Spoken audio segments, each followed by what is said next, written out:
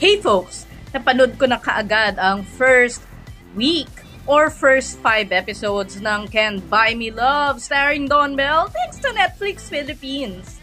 Ito ang number 1 na na-observe ko without spoilers. Masinuna ang character development ng supporting characters surrounding Caroline played by Bel Mariano. Kesa kay Bingo played by Donnie Pangilinan.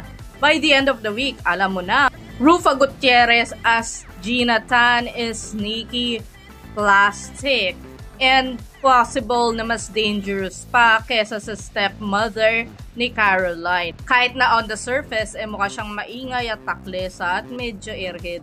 Maris Racal as Irene Chu is the more evil stepsister. In fact, ito na ang pinakasalbahing role ni Maris.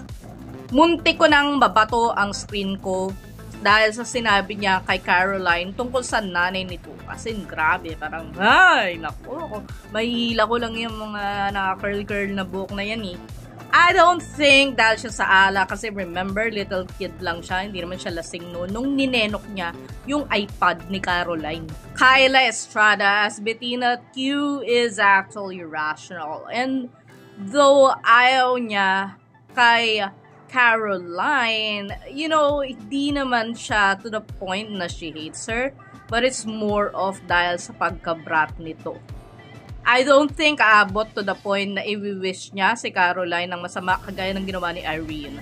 Albi Casino as Charleston 2 is someone na kuya figure talaga kay Caroline. Kahit noong bata pa sila. I won't be surprised na it will turn out na may gusto pala siya sa half-sister niya.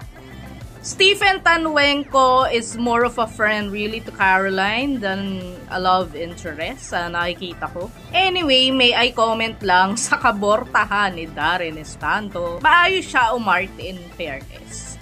So, yung lack ng chemistry na napapansin ko sa kanila ni Bill, feeling ko it's more of a directorial thing. It has nothing whatsoever to do sa acting capability ni Darren. Bilang, I think this is his biggest role so far. So, yun lang ang masasabi ko. What do you think? Tell me your observations. And if ever, sipagin ako, I will tell you. Yung next content natin is about yung top moments ni Caroline na nakakairit.